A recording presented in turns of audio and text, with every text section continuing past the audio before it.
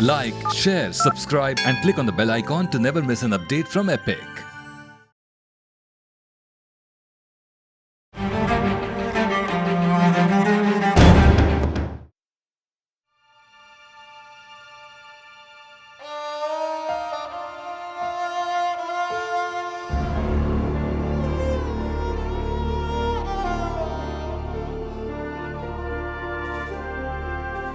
हर सियासत की दीवारें कहीं न कहीं खून से सनी होती हैं।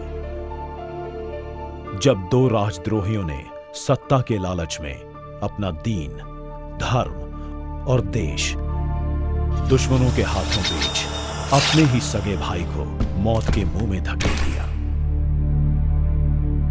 तब क्षत्रियों और सूरमाओं की इस धरती पर जन्मा एक पराक्रमी बेटा, जिसने बहा दिया बूंदी महल के चबूतरों पर अपने पिता के हत्यारों का रक्त।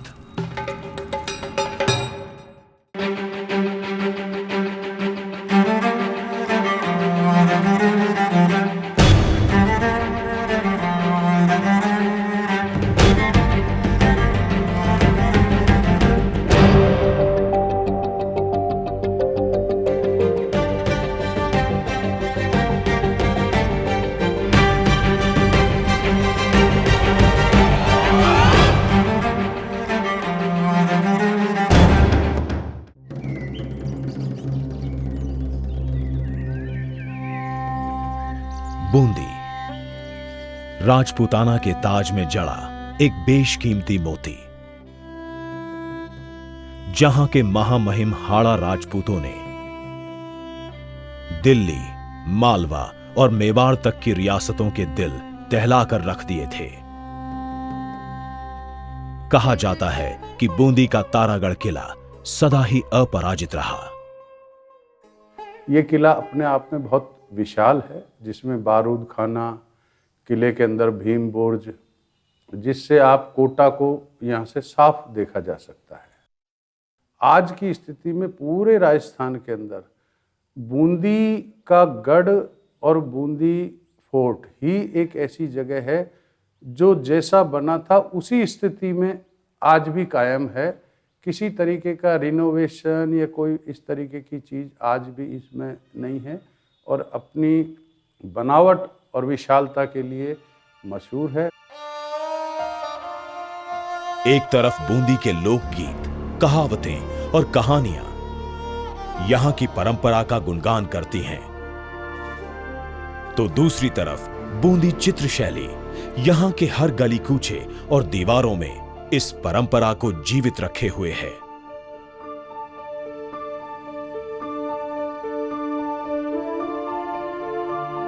पंद्रहवीं शताब्दी में राजपूताना के समस्त छोटे बड़े राज्यों के बीच काफी मनमुटाव था। अहंकार, ईर्ष्या, महत्वाकांक्षा के बीच बाहर ही नहीं घर के अंदर भी बोए जा रहे थे। अपनी अनूठी वास्तुकला के लिए जाना जाने वाला बूंदी राज्य भी ऐसे षड्यंत्रों से अछूता नहीं था।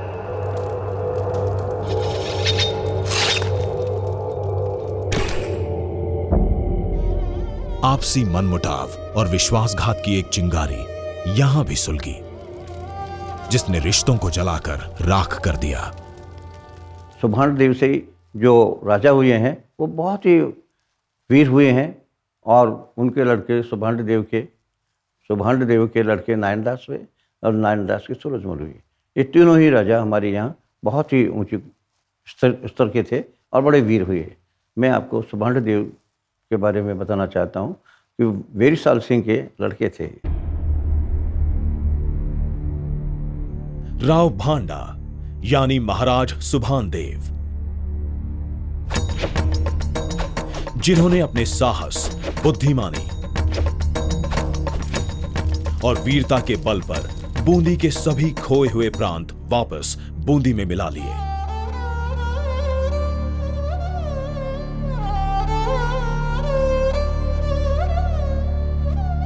बूंदी की ये धरती चौहान वंश के हाड़ा राजपूतों की वीरता, शौर्य और मान की मिसाल है।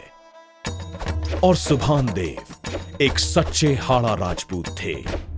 बूंदी के हाड़ा राजवंश के अगर स्वाभिमान की बात करें तो इन्होंने पूरी जिंदगी सिर्फ स्वाभिमान की लड़ाई लड़ी है।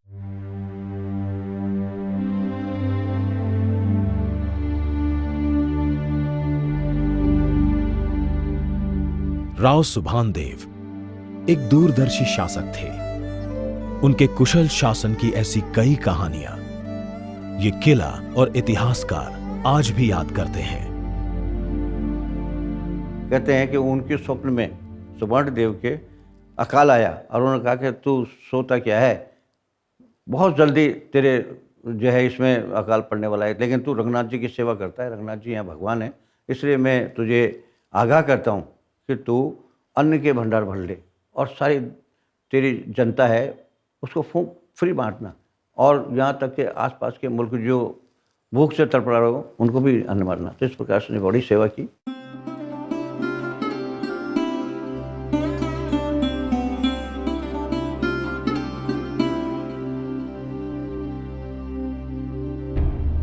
संघर्ष के इस समय में जन्म हुआ सुभानदेव के ज्येष्ठ पुत्र और बूंदी के युवराज नारायण दास का। राव बंडू का बेटा राव नारायण दास बूंदी के सिंहासन पर अगला नाम उसी का लिखा था। राजा और राजकुमार दोनों एक दूसरे पर जान न्यौछावर करते थे और बूंदी के लोकगीत आज भी उनके किस्सों का गुणगान करते हैं।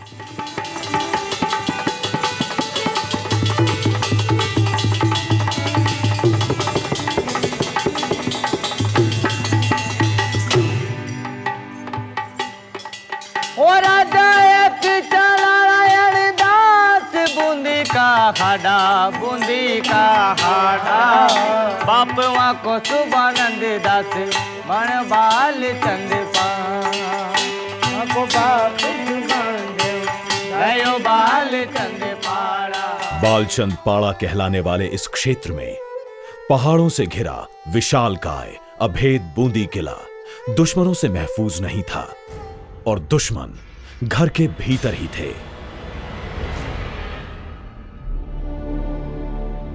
बूंदी के छठे और सातवें युवराज और सुभानदेव के दो सबसे छोटे भाई अमर सिंह और समर सिंह, जिन्हें प्यार से श्याम और श्यामल भी कहा जाता था, गद्दी हड़पने की फिराक में थे। इसी कारणवश इन दोनों भाइयों का सुभानदेव से मनमुटाव था। फलस्वरूप उन्होंने एक ऐसा कदम उठाया जिसने बूंदी के इस तारागढ़ पर बिजली सी गिरा दी। इसी बीच क्या हुआ कि वो श्याम और श्यामा दोनों पकड़े थे, उन्होंने इस्लामी जो है शिक्षा ग्रहण की।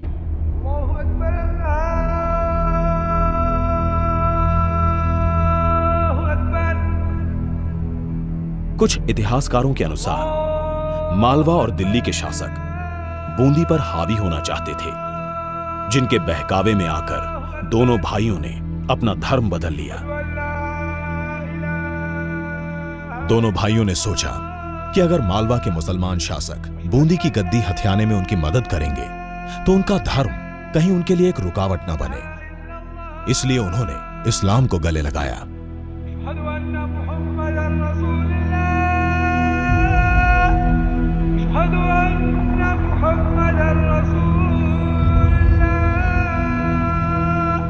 पर यह मजबूरी थी या मौके का फायदा, दो विश्वासघाती भाइयों ने शक्तिशाली मुसलमान ताकतों से हाथ मिला लिया। अब अपने इरादों और सत्ता के लालच में बेकाबू होकर दोनों बागी युवराजों ने दिल्ली की सहायता से बूंदी पर हमला बोल दिया। और इस्लामी शिक्षा ग्रहण करने के बाद उनसे कहा गया कि तुम अगर वापस बूंदी जाना चाहो तो 60,000 सेनाएं ले जाओ और उसको जीतना है अपन को किसी प्रकार से। जिसका नतीजा ये हुआ कि सुभानदेव पराजित हो गए। एक संधि के तहत उन्हें दाबलान ग्राम की जागीर दे दी गई और उन्हें मातुंडा की पहाड़ियों में अपने परिवार समेत जाकर बसना पड़ा।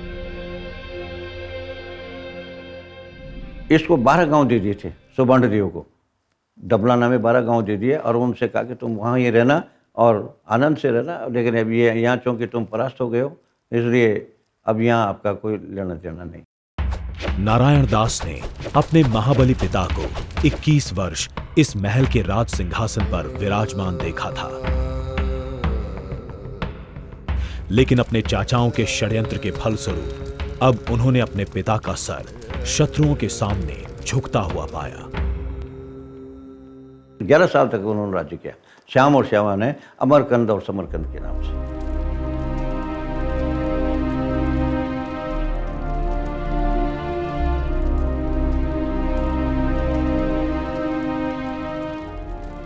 नारायण दास ने इस घोर अपमान का कड़वा घूंट चुपचाप पी लिया, परंतु नारायण दास को यह आभास कतई नहीं था कि उनके पिता के बूंदी महल की चौखट लांघते हुए ये कदम उन्हें अपनी मृत्यु की ओर ले जा रहे हैं।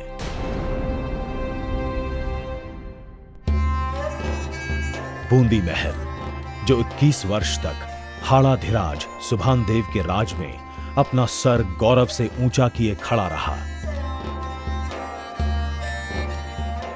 अब उनके धोखेबाज भाइयों के राज में तिलमिला रहा था।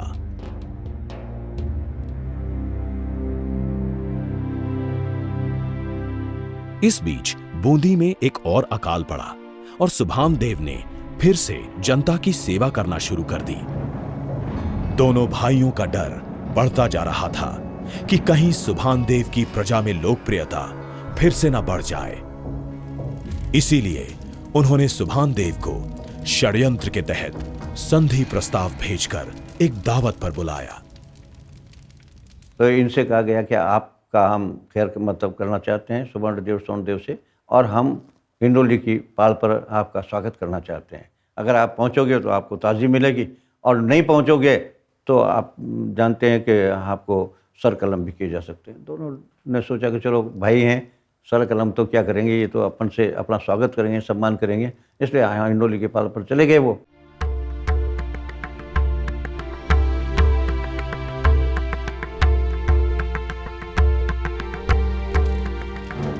धोखेबाज भाइयों के मन में क्या चल रहा है, इस बात से बेखबर राव सुभानदेव ने संधि प्रस्ताव स्वीकार कर लिया। समरकंद के इशारे पर मौका पाते ही अमरकंद ने सुभानदेव पर वार कर उन्हें मौत के घाट उतार दिया।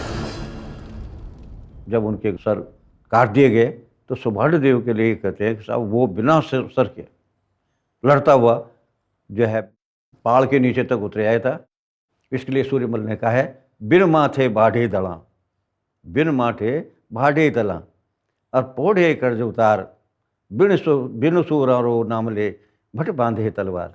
इसका अर्थ ये होता है कि वो बिना माथे के ही उन्होंने दल के दल संहार कर दिए, और अब भगवान का नाम लेकर के राजपूत तलवार नहीं बांधते, अब उस आदमी का नाम लेते हैं, उस सुभानदेव का नाम लेते हैं जिसने बिन माथे ही लड़ा था।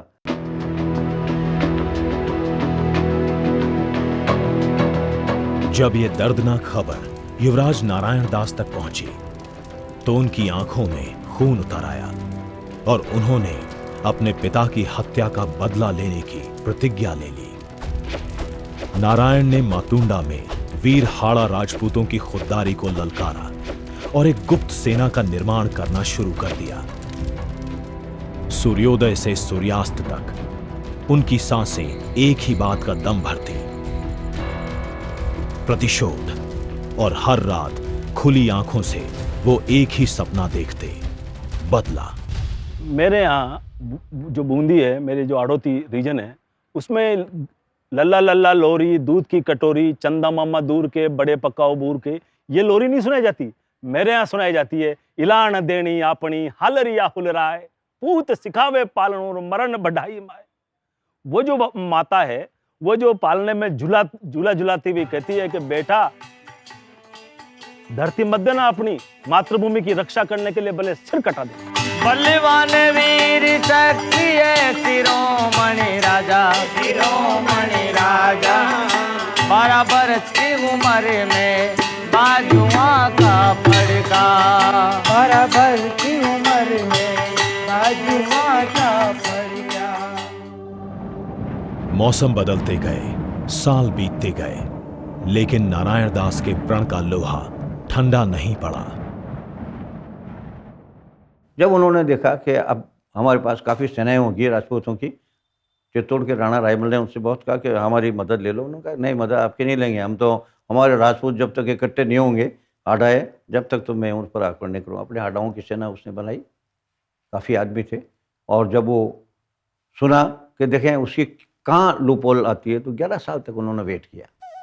अब नारायण दास के पास 400 अत्यंत वफादार और जाबाज सैनिकों की टुकड़ी तैयार थी और यवन शासकों को उनके इरादों की भनक तक नहीं थी। अब षड्यंत्र रचने की बारी नारायण दास की थी।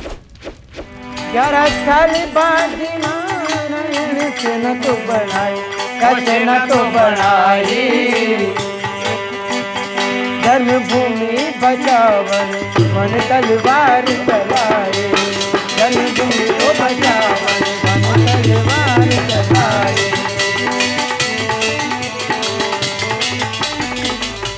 नारायण दास ने अपने चाचाओं को एक संदेश भिजवाया जिसमें उन्होंने कहा कि वो उनको मिलकर आदर प्रकट करना चाहते हैं, और चाचाओं ने उन्हें मासूम समझ ये प्रस्ताव स्वीकार कर लिया।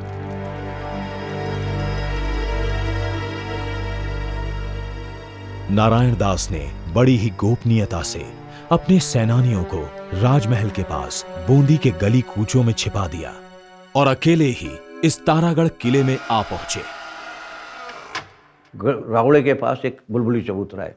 उस बुलबुली चबूतरे पर जो है कई करतब होते थे। कई करतब मुसलमानी जो है उनकी इच्छाएं थी, तो इसलिए वो अपनी इच्छाओं के रुचि के अनुसार यहाँ करतब किया करते थे। कहते हैं उस दिन बूंदी के इसी बुलबुल के चबूतरे पर अमरकंद और समरकंद बुलबुल की कलाबाजी देख रहे थे। घुसे आए भीतर और उन्होंने बुलबुली चौक पर पहुंच करके दोनों को मारना चाहा, लेकिन दोनों भगे वहाँ से। तो वहाँ कारीगर काम कर रहे थे, उन्होंने पेड़े लगा रखे थे, उन पर चढ़ करके वो गढ़ में भग गए दोनों।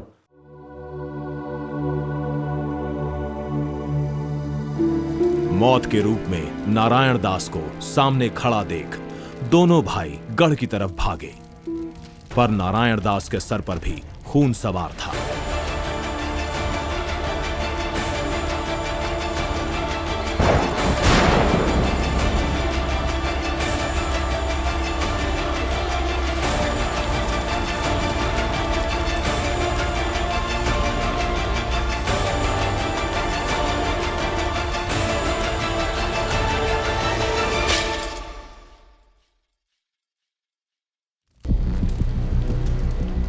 नारायण दास ने अपनी दुधारी तलवार घुमाई और समरकंद के शरीर को 2 टुकड़ों में बांट दिया।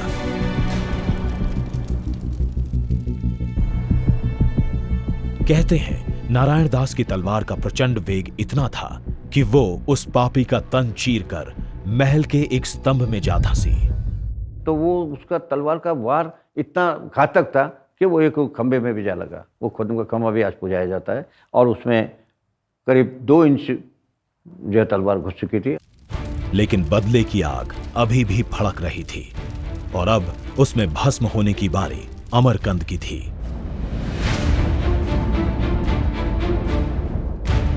गढ़ के अंदर अभी दूसरा भाई भी बचा हुआ था। नारायण दास ने उसका पीछा करना नहीं छोड़ा।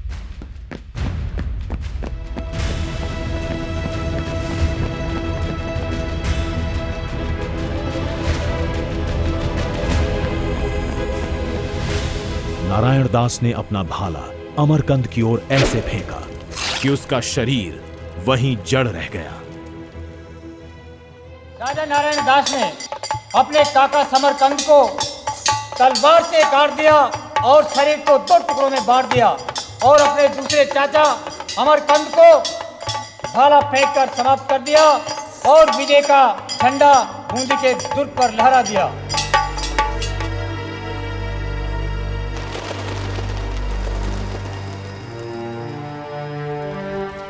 नारायण दास ने बूंदी पर लगे विश्वासघात के धब्बों को अपने दोनों चाचा के खून से धोकर साफ कर दिया। दोनों को सिर दिए उन्होंने और माते श्री को चढ़ा दी। उन्होंने कहा माते ऐसे कौन सा विघ्न हुआ था कि आज हमें 11 साल तक हमारे राज्य से दूर रहना पड़ा, हो सकता है कोई हमारा पाप हो। इस प्रकार से नारायण दास ने वापस अपना राज्य स्थापित किया और ये 1503 से और 1536 तक उसने राज्य किया। कुछ इस तरह एक राजपूत ने अपने खून का कर्तव्य निभाया और उसके साथ साथ अपनी मातृभूमि का ऋण चुकाया।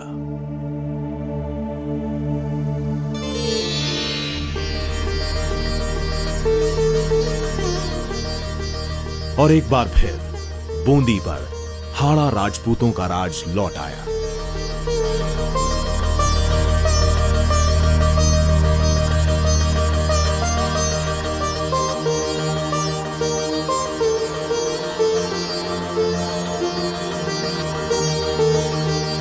और आज भी बूंदी का यह किला गर्व से बूंदी को अपने आगोश में लिए खड़ा है।